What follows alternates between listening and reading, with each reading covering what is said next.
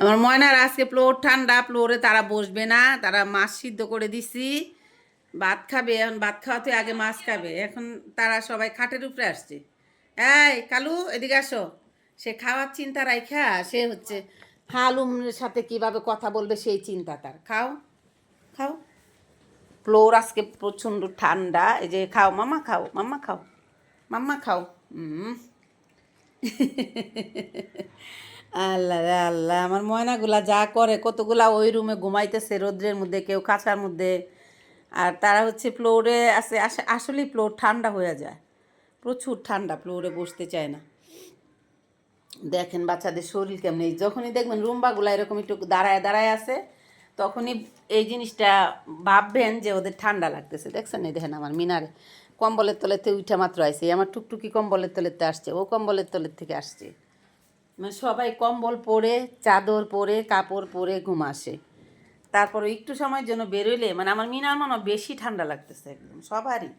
আরে আমার হালুম এখানে বসে আছো কেন? আসাবো। হ্যাঁ না, তোমার আমি ভাত দিতেছি, দাঁড়া আম্মু তোমাকে ভাত দিতেছি। এই যে এই ফাজিলটা আছে না, এই যে কালু, এই কালু হচ্ছে হালুম যে দেখতে পারে না, হালুমের সাথে ফাইট করতে চায় খালি। তো বন্ধুরা, আপনারা গ্রামে কে কেমন এনজয় করছেন, ঠান্ডা কে কেমন এনজয় করছেন? সবাই ভালো এনজয় করছেন, আবার কারো কারো মুরব্বীদের কষ্টও হচ্ছে। গ্রামে তো প্রচুর ঠান্ডা। গ্রামে মনে করেন ভাদ্র মাস থেকে, আশ্বিন মাস থেকে কুয়াশা পড়তে শুরু করছে। তারপর ভাদ্র, আশ্বিন, কার্তিক, অঘ্রাণ, এখন ফুস চলে গেল মাঘ মাস। মাঘ মাসের মনে বাংলা 5-6 তারিখ। তো এই মাসটা একটু ঠান্ডা থাকবে, গ্রামেও থাকবে, শহরেও একটু ঠান্ডার আভাস থাকবে। আমি এই বছরে গতকাল না পরশু দিন একটু চাদর গায়ে দিয়েছিলাম, মানে সন্ধ্যার পরে একটু বেরিয়েছিলাম, তখন একটু চাদর পরেছিলাম। তাছাড়া এই বছর আর কোনো শীতের কাপড় পরা হয়নি।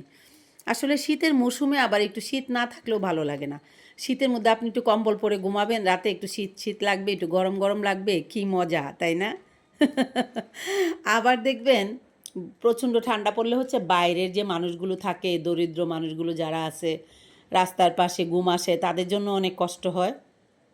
আর বিশেষ করে কুকুর বিড়ালদের জন্য, পাখিদের জন্য অনেক কষ্ট হয়। আমাদের দেশের যে প্রকৃতি, আমাদের দেশের পাখিরা কিন্তু বরাপের দেশে থেকে ওরা অভ্যস্ত না। আমাদের স্বাভাবিক দেশে ওরা জন্মগ্রহণ করেছে, স্বাভাবিক ওয়েদারের মধ্যে ওরা থাকে। সেই ক্ষেত্রে যখন ঠান্ডাটা আসে না, পাখিরা তো গাছের ডালে থাকে, তাদের আশ্রয়, তাদের বাসা, তাদের বাড়ি সব কিছুই গাছের ডালে। তো গাছের ডালে যখন কুয়াশা পড়ে একদম সব ভিজে যায়, ওদের বাসা ভিজে যায়, ওরা ভিজে যায়, তখন ওদের কতটা কষ্ট হয় একবার অনুভব করুন।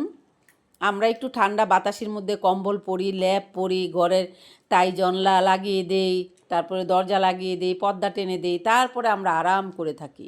আর ওদের কতটা কষ্ট হয় একবার ফিল করে দেখেন মন থেকে। এই ফিলগুলা না আমার ভিতরে আসে, জানি না আল্লাহ কেন যে আমাকে এই সব কর্নারটা দিছে, কেন যে আমি এইগুলো ফিল করি, আর ফিল করি দেখেই আমি অনেক বেশি কষ্ট পাই। আপনারা বন্ধুরা কারা কারা এরকম করে ফিল করেন আমাকে কমেন্টস করে জানাবেন। কারা কারা, কাদের কাদের মনে এই কল্পনাগুলো আসে? আমার মনে এই কল্পনাগুলো আসে নিশি রাতের দিকে, রাত 3টা 4টার দিকে, যখন আমার মিটু একটু অসুস্থ আছে।